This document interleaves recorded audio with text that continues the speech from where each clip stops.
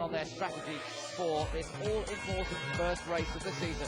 So it is the Dutch car on home territory, on pole position, but alongside him the new youngster at Team New Zealand, and that's Earl Bamber. And then on the second row of the grid, watch out for the experienced Adam Carroll for Team Ireland. Alongside him on the grid is Malaysia, Faraz Fauzi, qualifying in fourth position. Right behind them, new country is Monaco. We've got Switzerland, the reigning champions, in sixth, then South Africa and Italy alongside one another, USA and Lebanon, and then back on row 6, France and Australia. Row 7, Portugal and Indonesia. Towards the back, we've got Korea and China, and Brazil starting from pit lane. So the cars come out of the final turn, and it looks as though we're about to go racing for real now. Well, the spark coming out of turn 16. Oh, Carroll put in too much power. He spins in front of the pack. He's been hit by Monaco, and then leading the race is the Dutch car. The Netherlands take the lead from pole position. We're followed by New Zealand, but Adam Carroll has spun. Well, Adam Carroll was doing precisely what I'd anticipated he would do. That's trying to get a run on the New Zealand car, but it penalised him. A big locker coming into turn. Lebanese car, Daniel Morad, who's lost it coming in, and he's gone straight into the gravel trap. Well, you know, I know these drivers were told to be very, very careful. New Zealand getting almost into trouble in the middle of the hairpin bend down to hook and hoops. But that from Ireland was so fundamental. What he was trying to do was keep close contact with the New Zealand car, and he got onto that part of the racetrack, which is very, very slippery indeed. Yeah, hit by Monaco. Kvyat Piccioni couldn't squeeze past. Look at this, Lebanon ducked out of the slipstream of USA and just lost it. Netherlands still lead, so it's New Zealand second. Malaysia trying to hold on to third, from Switzerland in fourth place as they head back down towards Tarzan, riding on board New Zealand, then looking back from the Dutch car. Staying high in the Tarzan hairpin. That's where the best grip in these conditions is going to be. So the gap is just under a second, but really that's all it needs to be. The visibility you can see with the rain falling is getting more and more difficult. Again, running with a sort of high line. The Netherlands car seems to be slightly more comfortable through the corner. Two cars are off of the hairpin. It's Australia. One of them, and I think it might be Brazil. Right, we'll try and check that. It could have been Brazil. No, it's not Brazil. It's Korea. It's Korea there. Jin Woo Hwang on his debut for Korea is off with the Australian machine. It looks like John Martin might be able to rejoin. He's certainly trying to, and there's a shake of the head. Alan Jones can't believe it. That car has been off almost in every session so far this weekend. Look at the battle for the lead up front between the Netherlands and New Zealand, and there is nothing to choose between them. And Jeroen Blekemolen is finding that he's got a tough time here. They've got a rescue vehicle out in front of them. It's not the safety car though, so they can overtake it. The white flag being displayed to show there's a slow-moving car on circuit. And Neil Yanni is now going ahead of Malaysia. Malaysia we saw get a big tank snapper here one lap ago. Neil Yanni for Switzerland has got ahead. So that, I remember looking to see where that yellow car is now dropped back in fourth place. Neil Yanni just very carefully studying, weighing yellow flags, oil flag. I think that's more to do with the track surface than they go into such. But there you see third for Switzerland, fourth now for Malaysia, and fifth for France, Loic Duval. So the flags being waved, not allowed to overtake. The red and yellow flag, ordinarily the oil flag, I suspect that's just to indicate the racetrack is wet. So Kvyat Piccioni walking back down the pit lane.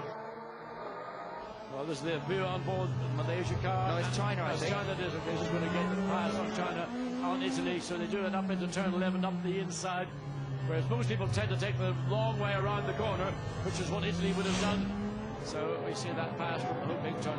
Battle again for the lead. New Zealand right and almost getting alongside on the exit of turn 11. So suddenly, the New Zealand car right on terms with the Dutch car once again, and Blekemolen is in trouble here because New Zealand's going to try and go around him. He's going to go try and run around the outside, but he runs out of space. But now the Dutch car's on the grass, and he comes back on through the puddle. Now New Zealand has got the chance to come back on the other side, trying to take the lead, and he does so. What a bit of driving from Earl Bamber. Well, that was opportunistic. Look at the joy New Zealand have taken on, and not defeated, there's still 9 laps to go, but Jeroen Blekemolen was forced into that error by the pace of the New Zealand driver Earl Bamber, and now it's going to be pressure on the rear of the Netherlands car from Switzerland. Look at the gap as they come across the line, 1.5 seconds, the gap between New Zealand having just overtaken the Dutch car 3 corners ago. Now pressure from Switzerland, with France now causing the pressure to go to the tail of the Malaysia car. Oh, the Dutch fans won't like to see that. Their man has been passed. But this was great stuff, John. Yes, coming out of turn 12, you go over the crest and you drop down. Defensive line from the Netherlands. Van der Poels, the New Zealand car, alongside. Attempts to go around the outside. The Dutch car across the grass, well, not really. And then the switchback gave the advantage back to New Zealand. And once he had ahead, he was just going to pull away. Look behind what's going on. Switzerland and Malaysia, they've got back together. And it looks like Malaysia's trying to find a way past Switzerland to take that third place. Yeah, Farah Fauci's going for it around the outside. I think he's done it, hasn't he? He's gone ahead of Neil Yanni. Yanni's going to try and fight back. And don't forget that France, Loic Duval, is just in behind them as well. It's New Zealand leading the Netherlands in second, Malaysia in the yellow and white colours in third. The Swiss car of Neil Yanni now in fourth place, France in fifth. China are running in sixth place, ahead of South Africa now, but China quite a long way behind this group. So I'm not sure that in the remaining laps there is time for them to close that gap. That's one to watch out for. But this top 5, it is France for the last 3 consecutive laps that's been giving us fastest race lap. Closing down eventually to the tail now of the Swiss car. Malaysia having got past Switzerland. Look, there's the gap. France closing up. Watch for France to look and see if they can make a pass down the inside into Tarzan.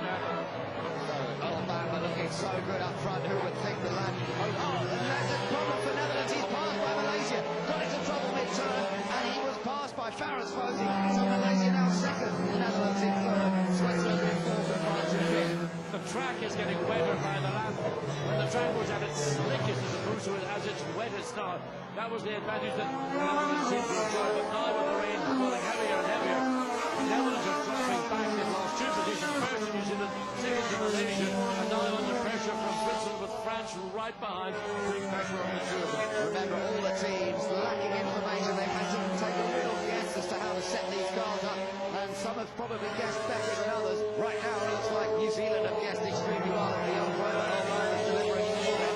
But the Netherlands in third place, now under pressure. Here goes France trying to take 4. Loic Duval on the inside of Neil Yanni almost comes to a stop, and Yanni gets on the slippery bit where the oil is, runs on high, and he loses the place. Can he get back on? Yes, he can. But he has lost that place. France stuck the car up inside quite legitimately, then had to get on the brakes to avoid any contact. But Switzerland going a little bit further to the left. There is oil on that part of the racetrack.